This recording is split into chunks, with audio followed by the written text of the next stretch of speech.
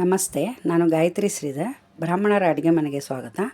ನಾನಿವತ್ತು ಅಕ್ಕಿ ಹುರಿ ಹಿಟ್ಟು ಮಾಡಿ ತೋರಿಸ್ತಾ ಇದ್ದೀನಿ. ತುಂಬ ಚೆನ್ನಾಗಿರುತ್ತೆ. ಇದರಲ್ಲಿ ಒಂದು 3-4 ತಿಂಡಿಗಳನ್ನು ಮಾಡ್ಕೊಳ್ಬಹುದು ನಾವು. ಇದು ನಮ್ಮ 60 ಕಿಡ್ಸಿನ ತಿಂಡಿ. ಇವತ್ತಿನವರಿಗೆ ಗೊತ್ತಿಲ್ಲ. ಅಕ್ಕಿ 2 ಪಾವು ತೊಗೊಂಡಿದ್ದೀನಿ. ಅದನ್ನು ಚೆನ್ನಾಗಿ ಒಂದು 2-3 ಸಾರಿ ತೊಳೆದು ಅದನ್ನು ಒಂದು ಅರ್ಧ ಗಂಟೆ ನಾನು ನೆನೆಸಿಡ್ತಾಯಿದ್ದೀನಿ. ಬೆಚ್ಚಗಿರೋ ನೀರು ಹಾಕಿದ್ರೆ ಅರ್ಧ ಗಂಟೆ ನೆನೆಸ್ಬೋದು. ತಣ್ಣಗೆ ನೀರು ಹಾಕಿದ್ರೆ ಒಂದು 2 ಗಂಟೆ ನೆನೆಸಿಡಬೇಕು. ಇದನ್ನು ನೆನೆಸಿ ಇಟ್ಟಿದ್ದೀನಿ ನಾನು. ಆಮೇಲೆ ಅದನ್ನು ಒಂದು ಜಾಲರಿಗೆ ಹಾಕಿ ಅದರ ನೀರೆಲ್ಲ ಸೋಸ್ಕೊಳ್ಳೋ ಹಾಗೆ ಬಿಡಬೇಕಾಗುತ್ತೆ. ನೀರೆಲ್ಲ ಸೋಸಿ ಆದಮೇಲೆ ಒಂದು ಶುಭ್ರವಾದ ಬಿಳಿ ಬಟ್ಟೆ ಮೇಲೆ ಹಾಕಿ ಒಂದು 10 ನಿಮಿಷ ಅದನ್ನು ಆರೋಕ್ಕೆ ಬಿಡಬೇಕು. ಆರೋದಂದ್ರೆ ಪೂರ್ತಿ ಆರಬಾರ್ದು. ನೋಡಿ, ಕೈನಲ್ಲಿ ಈ ರೀತಿ ಹಿಡಿದು ಹಾಗಿರಬೇಕು. ಈ ರೀತಿ ಆರಿದ ಮೇಲೆ ಅದನ್ನು ಒಂದು ದೊಡ್ಡ ಬಾಣಲೆಗೆ ಮೀಡಿಯಮ್ ಊರಿನಲ್ಲಿ ಸ್ವಲ್ಪನೇ ಹಾಕಿ, ಜಾಸ್ತಿ ಹಾಕಬಾರ್ದು. ಅದು ಆಡಿ ಹುರಿಯೋದಕ್ಕೆ ಅವಕಾಶ ಇರಬೇಕು. ಅದು ಅರಳು ಬರಬೇಕು. ಆ ಥರ ಸ್ವಲ್ಪ ಹುರಿದು ಮತ್ತು ಮಧ್ಯದಲ್ಲಿ ಕೈ ಬಿಡಬೇಕು. ಆ ಥರ. ಇವಾಗ ನೋಡಿ, ಅದು ಅಬ್ಸರ್ವ್ ಮಾಡಿದ್ರೆ ನೀವು ಅಕ್ಕಿಯಲ್ಲಿ ಬಾಣಲೆಯಲ್ಲಿ ಹೊರಳಾಡ್ದಂಗೆ ಕಾಣಿಸುತ್ತೆ. ನೋಡಿ, ಆ ರೀತಿ ಹೊರಳಾಡ್ದಂಗೆ ಕಾಣಿಸುತ್ತೆ. ಅದು ಅರಳು ಬರೋದು ಅಂತ. ಇದಕ್ಕೆ ಸ್ವಲ್ಪ ಟೈಮ್ ಬೇಕಾಗುತ್ತೆ. ಆದರೂ ಒಳ್ಳೆಯ ರುಚಿಯಾದ ತಿಂಡಿ ಇದು. ಈಗ ಎಲ್ಲ ಮರ್ತೇ ಹೋಗಿದ್ದಾರೆ. ನಾವು 60 ಕಿಡ್ಸ್ನವರಿಗೆ ಇದು ತುಂಬ ಚೆನ್ನಾಗಿ ಗೊತ್ತು. ನಾವು ಅಜ್ಜಿ ತಾತನ ಮನೆಗೆ ಹೋದಾಗ ನಮಗೆ ಒಂದು ವಾರದಲ್ಲಿ ಒಂದು ದಿವಸ ಅಂತೂ ಈ ತಿಂಡಿನ ಮಾಡಿಕೊಡೋರು. ಹುರಿದಕ್ಕಿ ಹಿಟ್ಟು ಅಂತ ಹೇಳೋರು ಅಲ್ಲಿ. ತುಂಬ ರುಚಿಯಾಗಿರೋದು. ನಾವು ಮಾಡಿ ತಿಂದಿದ್ದೀನಿ ನಾನು ಇದನ್ನು ರೆಕಾರ್ಡ್ ಮಾಡಬೇಕಾದ್ರೆ. ಆಮೇಲೆ ಅದು ಮಾಡಿರೋದನ್ನು ನಾವು ತಿನ್ನಲೇಬೇಕಲ್ವ. ನನಗೆ 40 ವರ್ಷದ ಹಿಂದಿನ ನೆನಪಾಯಿತು.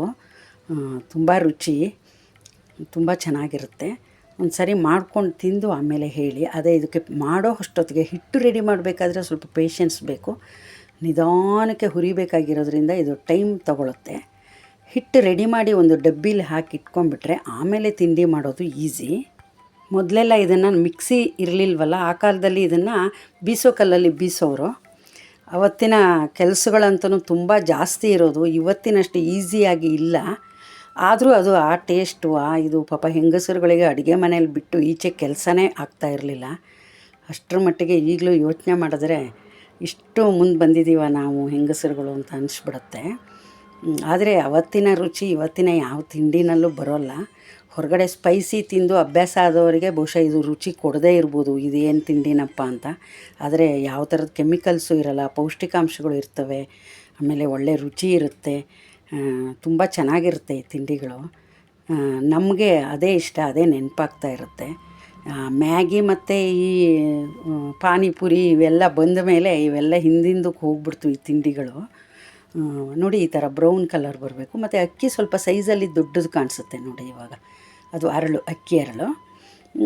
ಇದನ್ನು ಈ ರೀತಿ ಬ್ರೌನ್ ಕಲರ್ ಬರೋ ತನಕ ಹುರಿಬೇಕು. ತುಂಬ ಸೀಸಬಾರ್ದು, ಕಪ್ಪಗಾಗಬಾರ್ದು. ಅದು ಬ್ರೌನ್ ಕಲರ್ ಬಂದ ಮೇಲೆ ಅದು ಒಂದು ಒಳ್ಳೆ ಸ್ಮೆಲ್ ಬರುತ್ತೆ. ಹುರಿ ಹಿಟ್ಟಿನ ಸ್ಮೆಲ್ಲೇ ಚೆಂದ. ಅದನ್ನು ನೋಡಿ, ಇವಾಗ 2ನೇ ಟ್ರಿಪ್ ಹಾಕ್ಕೊಂಡು ಹುರಿತಾ ಇದ್ದೀನಿ ನಾನು. ಅದು ಅಷ್ಟೇ, ಒಂದು ಸ್ವಲ್ಪ ಹೊರಳಾಡ್ತಾ ಇರುತ್ತೆ ನೋಡಿ. ಇದು ಕಾದಿರೋ ಬಾಣಲೆನಲ್ಲಿ ಸ್ವಲ್ಪ ಬಿಟ್ಟು ಹುರಿದಾಗ ಅಕ್ಕಿ ಕಾಳುಗಳು ಹೊರಳಾಡ್ದಂಗೆ ಕಾಣಿಸುತ್ತೆ ನೋಡಿ. ಇಷ್ಟ ಆಯಿತು. ಇವಾಗ ಎಲ್ಲದನ್ನು ಹುರಿದಿದ್ದೀನಿ ನಾನು. ಈ ರೀತಿ ಬರಬೇಕು. ಇದನ್ನು ನಾವು ಮಿಕ್ಸಿಗೆ ಹಾಕ್ಕೋಬೇಕು. ಒಂದು 2 ಸಾರಿ ಸ್ವಿಚ್ ಹಾಕ್ಕೊಳ್ಳೋಷ್ಟೊತ್ತಿಗೆ ಹಿಟ್ಟು ರೆಡಿಯಾಗೇ ಹೋಯಿತು. ಬೀಸೋ ಗೋಜಿಲ್ಲ, ಏನೂ ಇಲ್ಲ ನೋಡಿ. ಇದನ್ನು ನಾವು ಹಿಟ್ಟು ರೆಡಿ ಮಾಡ್ಕೊಂಡಿದ್ದೀವಿ. ಇದರಲ್ಲಿ ಹಿಟ್ಟು ತರಿ 2 ಇರುತ್ತೆ. ಅದನ್ನೆಲ್ಲ ಏನು ಒಂದರಾಡೋ ಗೋಜೇನಿರಲ್ಲ. ತುಂಬ ರುಚಿಯಾಗಿರುತ್ತೆ. ಇವಾಗ ನಾನು 3 ಥರದ ಹುರಿ ಹಿಟ್ಟನ್ನು ಮಾಡ್ತಾಯಿದ್ದೀನಿ.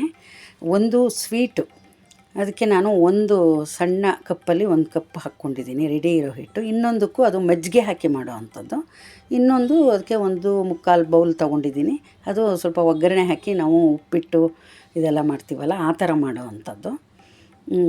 ಇದಕ್ಕೆ ಒಂದು 3ರಷ್ಟು ನೀರು ಹಾಕಬೇಕು ನಾವು. ಬಿಸಿ ನೀರು 3ರಷ್ಟು ಹಾಕಿದಾಗ ಅದು ತುಂಬ ಚೆನ್ನಾಗಿ ಅರಳ್ಕೊಳ್ಳುತ್ತೆ ಹಿಟ್ಟು. ಆ ಹುರಿ ಹಿಟ್ಟಿದೆಯಲ್ಲ, ಅದು ತುಂಬ ಚೆನ್ನಾಗಿ ಅರಳ್ಕೊಳ್ಳುತ್ತೆ. 3ರಷ್ಟು ನೀರು ಹಾಕಬೇಕಾಗತ್ತೆ. ಬಿಸಿ ನೀರು ಹಾಕಬೇಕು. ಒಂದು ಸಿಹಿ ಮಾಡೋಣ ಅಂತ ತೊಗೊಂಡಿದ್ದೀನಿ. ಇನ್ನೊಂದು ಮಜ್ಜಿಗೆ ಹಾಕಿ ಅದನ್ನು ಬಾಳ್ಕ್ ಮೆಣಸಿನ್ಕಾಯಿ ಹಾಕಿ ಮಾಡ್ತಾರೆ, ಅದು ಚೆನ್ನಾಗಿರುತ್ತೆ. ನನ್ನ ಹತ್ರ ಬಾಳ್ಕ್ ಮೆಣಸಿನ್ಕಾಯಿ ಇಲ್ಲದೇ ಇರೋದ್ರಿಂದ ನಾನು ಒಗ್ಗರಣೆನೇ ಹಾಕಿ ಮಾಡಿದ್ದೀನಿ. ಮತ್ತೊಂದಕ್ಕೆ ನಾವು 1-1/4ರಷ್ಟು ನೀರು ತೊಗೊಂಡಿರೋದ್ರಿಂದ ಅದಕ್ಕೆ 3ರಷ್ಟು ನೀರು ಹಾಕಿದ್ದೀನಿ. ಅದಕ್ಕೆ ಸ್ವಲ್ಪ ಈರುಳ್ಳಿ ಒಗ್ಗರಣೆ ಹಾಕಿ ಮಾಡೋಣ ಅಂತ ಇದ್ದೀನಿ ನೋಡಿ. ಇವಾಗ 3 ಅಷ್ಟು ನೀರು ಹಾಕಿದಾಗ ಎಷ್ಟು ಚೆನ್ನಾಗಿ ಅರಳಿಕೊಂಡಿದೆ. ಅದು ಬಿಸಿ ನೀರು ಹಾಕಬೇಕು.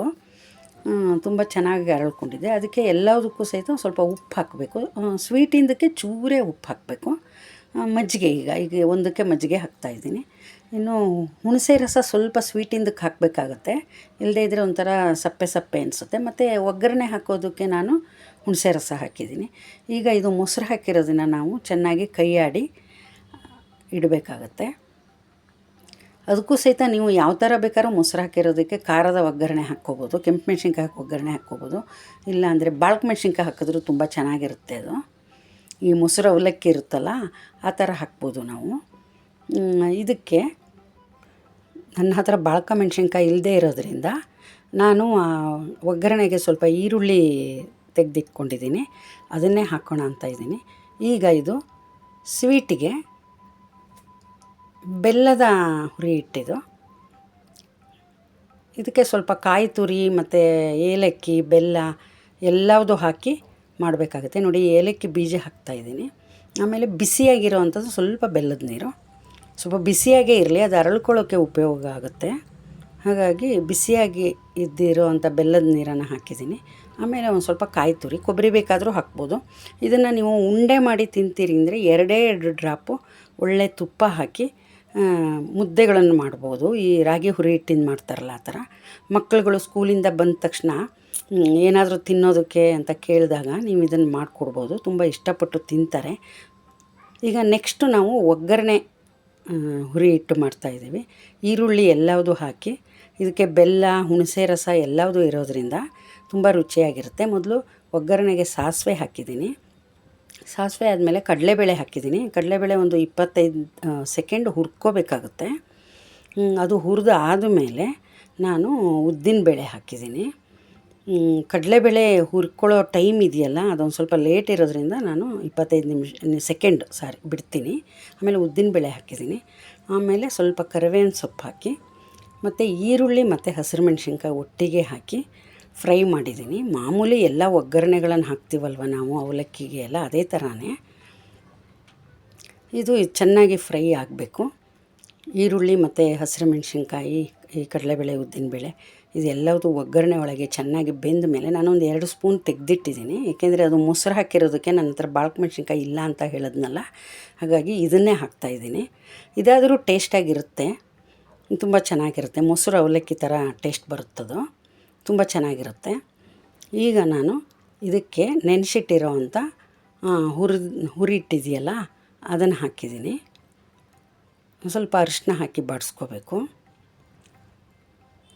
ಆಮೇಲೆ ಈ ನೆನೆಸಿರೋ ಅಂಥ ಈ ಹುರಿ ಇಟ್ಟಿದೆಯಲ್ವ, ಇದು ಉಪ್ಪಿಟ್ಟಿನ ಥರ ಅಂತ ಹೇಳಿದ್ನಲ್ಲ ನಾನು, ಅವಲಕ್ಕಿ ಉಪ್ಪಿಟ್ಟಿಗೆ ಯಾವ ಥರ ಒಗ್ಗರಣೆ ಹಾಕ್ತಿರೋ ಆ ಥರನೇ ಸಣ್ಣ ಉರಿನಲ್ಲಿ ಇದನ್ನು ಒಗ್ಗರಣೆಗೆ ಸೇರಿಸಿ ಚೆನ್ನಾಗಿ ಅವೆಲ್ಲ ಮಿಕ್ಸ್ ಆಗೋ ಥರ ಬಾಡಿಸ್ಬೇಕು.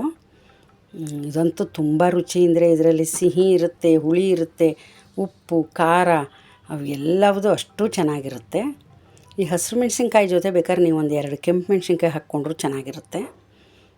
ಈಗ ನಾನು ಮೊಸರು ಅವಲಕ್ಕಿಗೆ ಅದೇ ಒಗ್ಗರಣೆ ತೆಗೆದಿದ್ನಲ್ಲ ಅದನ್ನು ಮಿಕ್ಸ್ ಮಾಡಿ ಹಾಕ್ತಾಯಿದ್ದೀನಿ. ಅವೆಲ್ಲ ನಾನು ಒಂದೊಂದೇ ಬೌಲು ತೆಗೆದಿರೋದ್ರಿಂದ ಅವುಗಳೆಲ್ಲ ಹೆಚ್ಚಿಗೆ ಏನಾಗಿಲ್ಲ. ಯಾವ ರೀತಿ ಮಾಡೋದನ್ನು ತೋರಿಸೋದಕ್ಕೆ ನಾನು ಸ್ವಲ್ಪ ತೊಗೊಂಡಿದ್ದೀನಿ. ಇವಾಗ ನೋಡಿ, ಇದು ಮೊಸರು ಅವಲಕ್ಕಿದು ಒಗ್ಗರಣೆ ಈ ರೀತಿ ಬಂದಿದೆ. ಅದು ಸಹಿತ ತುಂಬ ಚೆನ್ನಾಗಿರುತ್ತೆ. ಆಮೇಲೆ ಇದು ಸಿಹಿ